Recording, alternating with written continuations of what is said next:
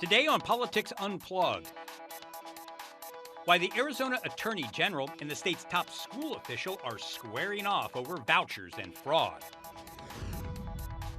State lawmakers are gearing up for another session, so could horse medication for humans be coming to a pharmacy near you? And Senator Mark Kelly claps back at the Trump administration and Pentagon's investigation. Now on Politics Unplugged. Good evening. I'm political editor Dennis Welch, and this is Politics Unplugged. Arizona Attorney General Chris Mays says this week she's considering suing Superintendent of Public Instruction Tom Horne, claiming he is allowing frivolous expenditures through the school voucher program. That comes as Horne faces a primary challenger who says he's been too tough on approving those expenses. Here to talk about that is the superintendent himself, Tom Horne. Thank you very much for taking some time to talk about this. So the Attorney General is after you, saying because you're saying you're too lenient in approving these expenditures. And this goes back to a decision that you made that you were going to automatically approve up to $2,000 for anybody, any expenditure under this program. Mm-hmm. Let's start there. Why would you go ahead and make that policy? Couldn't somebody do a lot of fraud with $2,000? Yes, they can, and we get the money back. Mm-hmm. We've recovered back over $400,000. To be diplomatic, the Attorney General doesn't know what she's talking about. Or she does know, and she's pretending not to for political reasons.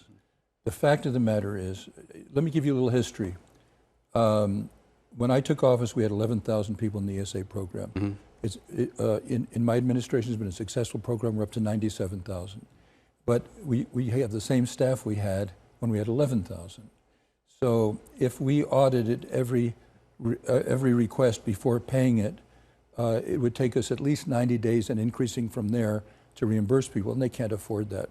So what the legislature did was, and let me say this, the House of Representatives, recognizing that we needed more staff because the program had grown almost tenfold, put it into their budget, and the governor told them that if they didn't take it out of the budget, she'd veto it. So they took it out. So the governor created this crisis where we don't have enough people, and if we audited everything beforehand, there'd be too much of a delay before people would get reimbursed.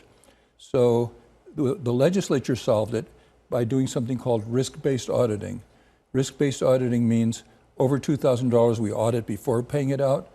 Under $2,000 we pay it out and audit later so that there won't be that long delay. Isn't that riskier, though? Why not do a little legwork on the front end? I mean, what kind of qualification, what kind of things are you asking of parents before, approving these $2,000 expenditures? Do they have to provide you with a list of where these expenses are going, or do they just get the money? They have to say, they have to request it, and if it's under $2,000, we pay it out, because if we audited at that point, it would take 3 months for people to be reimbursed and more, and increasing. But then we audited afterwards, and that's when we got the over $200,000 back. We've taken 700 people off the program. They won't be able to use ESA anymore. Mm-hmm. because they abused the situation. The fact is, we got the money back. The governor knows, the Attorney General knows that.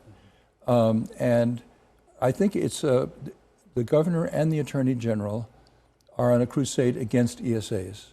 And we have families that say have 3 children, 2 doing just fine in the local public school, one of whose needs aren't being met.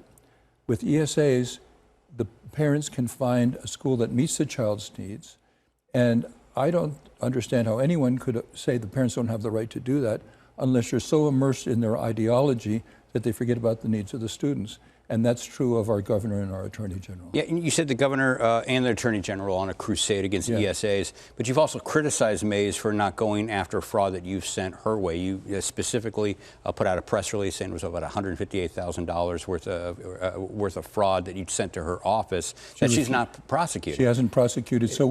But she is on a crusade. I mean, why wouldn't she go ahead and move forward on that? Their office is saying that those specific cases you sent her way don't meet the legal standards to move forward on a prosecution. But if she's on a crusade, why wouldn't she want to score some points? I know something about legal standards because I was Attorney General. Yes. When somebody has $60,000 because they have three kids with $20,000 each because they're special ed, and they get $60,000 worth of crystals and ignore their kids, that's a fraud, and that should be prosecuted. And she's so weak-kneed that she prosecuted one case and lost. So we've started sending everything to the county attorney, who is competent, whereas the attorney general is not competent. Well, I spoke with their office shortly before this interview, and they told me that they have eight ongoing investigations based on cases you forwarded to the office, and 2 pending. So you take that's 10 cases. It seems like they are going after the cases that you're sending her way. In the press conference I had, I circulated the letters where she wrote to us that they were not prosecuting the cases. Those cases, which should have been prosecuted, like the one I mentioned to you. Yeah. But you didn't mention in that press. Did you mention, or maybe you did mention in that press conference that again, 8 ongoing, 2 pending cases. Okay, here's the other problem. When we sent them over to her, the only time we ever hear from her is when she says no. She doesn't bother giving us a report on not just on criminal prosecutions, but on collections. So we don't know what she's doing with them. A correct attorney general would be communicating with us. And you've also said that she's trying to score some political points. We're going into an election year. Yes. You're going into an election year as well. Yes. You are facing a primary challenger, Kim Yi. She has been critical of you and your handling of the ESAs. Yes. Couldn't the same accusation be hurled your way that you're just making more out of this to score some political points because you're getting pressure from the right in your primary? Well, I've always been a defender of the right of parents to choose where they send their child. Going back many years to my time in the legislature, which you knew me then, when I was the chair of a conference committee that resolved a Senate and a House bill where the Senate version limited the growth of charter schools. First thing I did was eliminate that provision so that the market prevails. Parents have as many or as few as they want. And as a result of that, by the end of that term, Arizona was first in the country in the percentage of students in charter schools, which is a form of parental choice.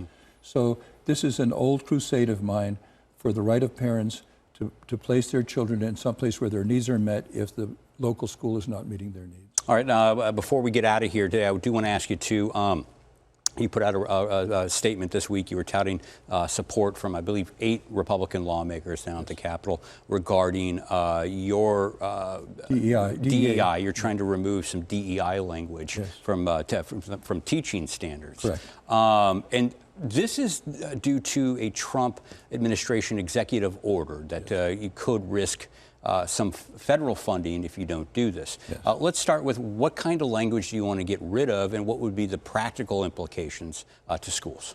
Okay. I doubt there's any real practical implications unless, if it's not removed, we face the possibility that under what President Trump said, and he doesn't usually bluff, he usually follows through, that if people did DEI, he would remove federal funding, which in this state is $866 million. One of the things we want to remove is the word equitable. Equitable used to be a positive word, meaning fair. Now, under the new theories, equitable means equal results by race, which I think is wrong. Individual merit should prevail, not equal results by race. But isn't that executive order on hold right now? Isn't it tied up and wrapped up in court? There's some litigation going on, but you never know when the axe is going to fall, and it takes a while to change standards. So we need to be proactive, and we need to do it quickly. I was upset about the delay that the state board did. We need to the other thing we need to take out is a provision dealing with paying attention to the cultural background of the students. Students are individuals. They can all learn just as well. You need to teach them reading, writing, math, history, science, and the arts, and not pay attention to what their background is. Well, let me ask you too, and we'll wrap on this question. Yes. You said that removing the DEI language would have no practical implications for schools or in the classrooms. Right. Is there any harm that's being done now because of this language? I would, it's hard to know, but I would say that when I said there's no practical implications, I meant no negative ones. Obviously, the positive implication is they're treating kids as individuals rather than as exemplars of what race they were born into, which I think is wrong. And the other benefit is we avoid the risk that we could lose $866 million of federal funding. That's still, I think, tied up in court. Sorry? That executive order is still tied up in court. It's still tied up in court. Yeah. Could be, but it takes time. Why not wait until? Because it takes time to change standards, and you don't want to get surprised where you lose the money because you didn't act quickly enough. All right, we're going to have to wrap it right there. Thanks for stopping by Thank here. you. And still ahead, a bill in the legislature would let you buy horse dewormer over the counter and not for horses. Our panel breaks it down next on Politics Unplugged.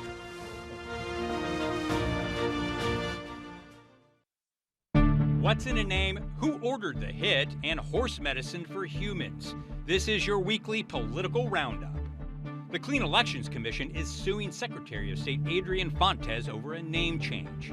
This comes after the No Labels Party switched its name to the Arizona Independent Party. Fontes stands by his decision to approve the name change, but the commission said it will confuse the voters. Lawmakers are gearing up for a new year and started pre-filing some bills. One proposal wants to make it easier to buy the horse dewormer ivermectin over the counter. Some people insist it can be used to treat COVID and other ailments. Military leaders briefed lawmakers on Capitol Hill about a second strike on a suspected drug boat off the coast of Venezuela. After the meeting, Republicans defended the action, while one Democrat called it one of the most troubling things he's ever seen. A Republican congressman moonlighting as an Arizona candidate for governor backed a bill to exclude all non-citizens from the U.S. Census. Andy Biggs supports it, even if it means losing political power in our nation's capital. And finally, Governor Hobbs said she won't hand the Trump administration any information on people getting food stamps here. The White House has threatened to withhold funding for states that refuse.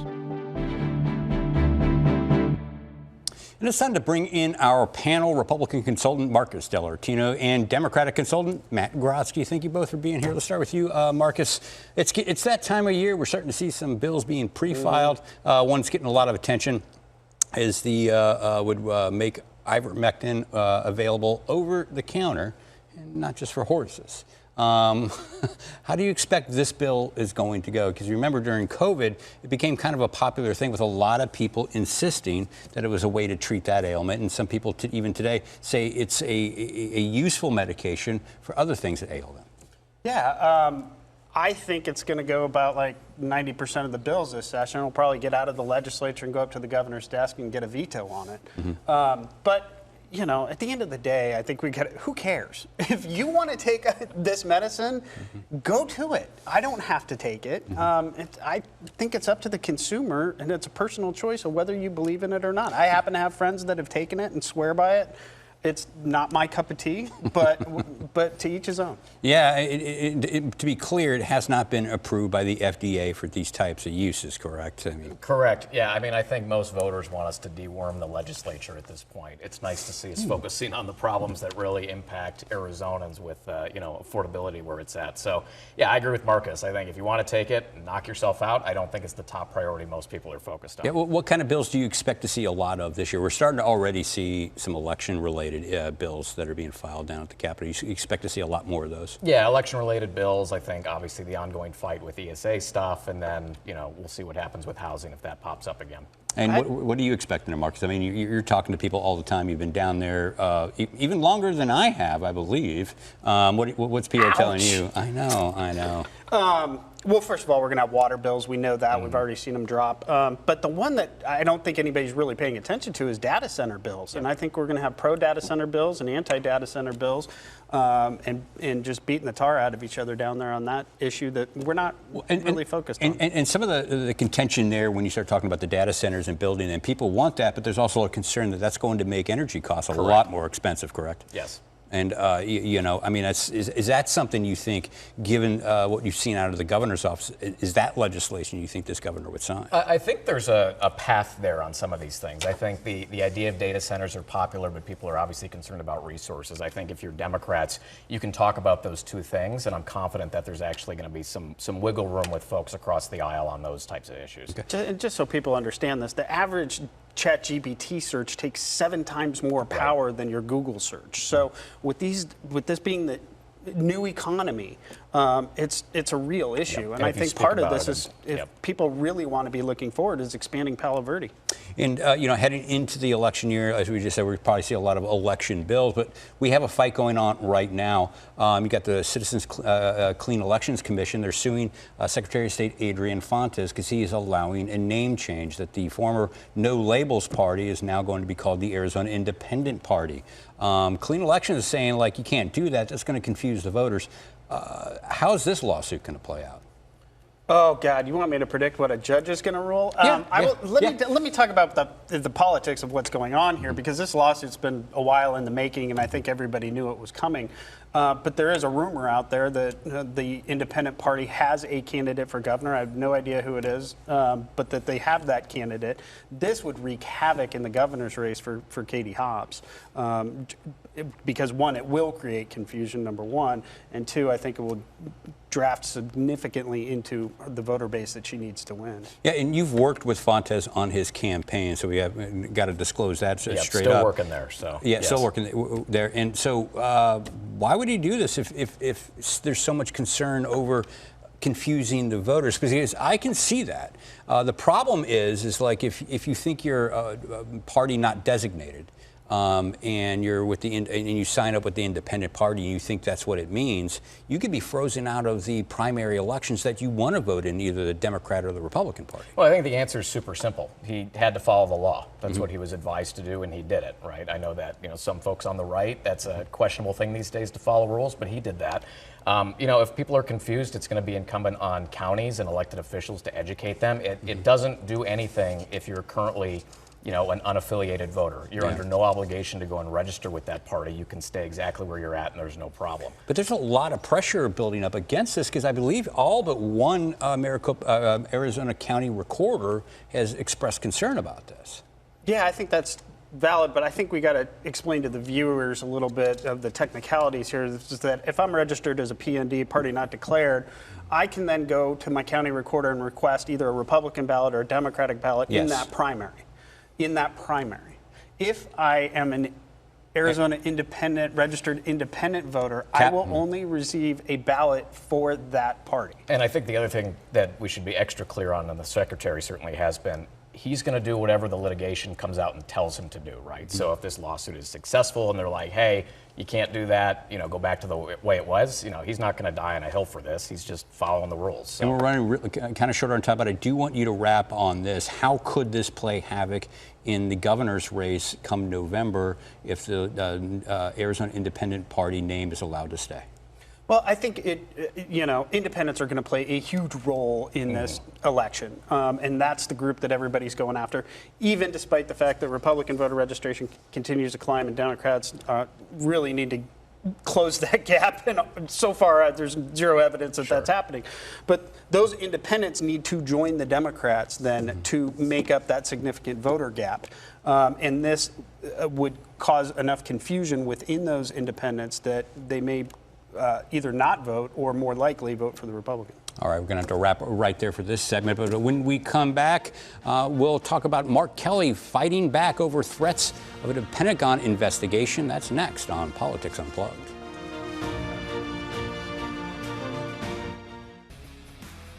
And to get more in-depth on the issues, check out the Politics Unplugged podcast. This week, I'm joined by Hank Stevenson of the Arizona Agenda. The Politics Unplugged podcast drops every Sunday evening wherever you get your podcast. And let's bring the panel back in. Thanks for sticking around. Thanks for not running out the door.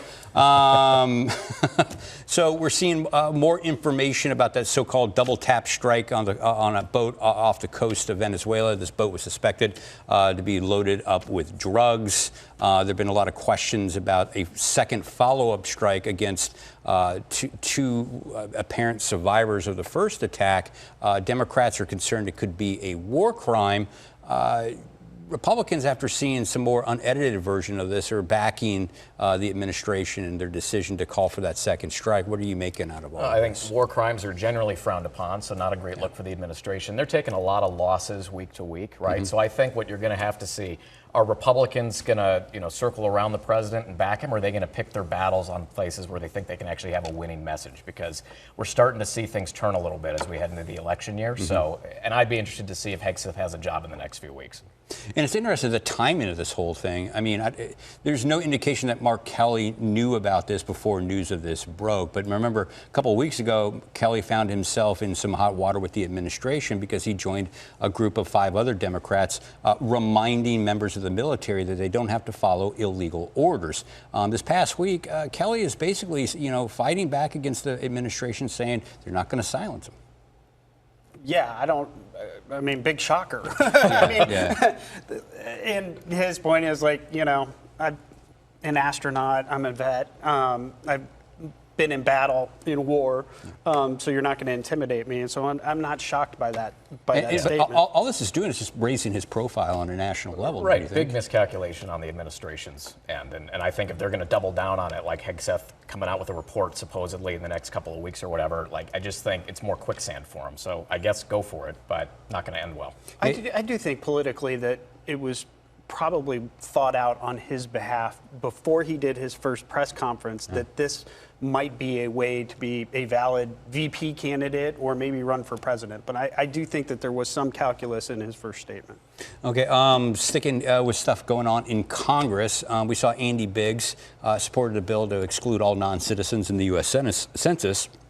But if that happens, it could cost Arizona a congressional seat. What's the calculation behind all of this? Well, it can't go worse than the last census for Arizona, for God's sakes. Yeah, well, look, if Arizonans don't realize this, but we were due 2 congressional seats. We got. It was a terrible job done. So. This bill, I think, even if this bill were to pass and be signed by the President of the United States and become law, we will still be well ahead of where we were coming out of the last census. Yeah, and if he's fine with us getting less resources because we have another undercount, I mean, fine. It just goes to show more extreme Republicans are like, hey, I just don't want to give my state anything. We're going to make sure that affordability is through the roof. And, it's fine for me, but not for thee. So I don't know. We'll see what happens. Yeah, and Governor Hobbs this week is also saying that she's not going to hand over any information on people getting food stamps here in Arizona. Look, the Trump administration has been demanding that kind of information, and he's threatening funding to states that do that. Is this something the governor may end up regretting? Well, no. The governor's not going to regret it because it's popular with her party to withhold that information. So she's not going to regret it. The problem is there is federal money that participates in this program. So I would make the argument that the federal government, because I'm paying for it, is entitled to that information. However, I will also say that a lawsuit will probably ensue, and it's not going to go well because you don't just get to pick it based on Democratic governors of these states, which was his announcement. What you've got to do is make sure it pertains to every single state in the union. All right, and let's wrap up. Just get your thoughts on this latest fight between Tom Horne, Chris Mays over ESAs and vouchers.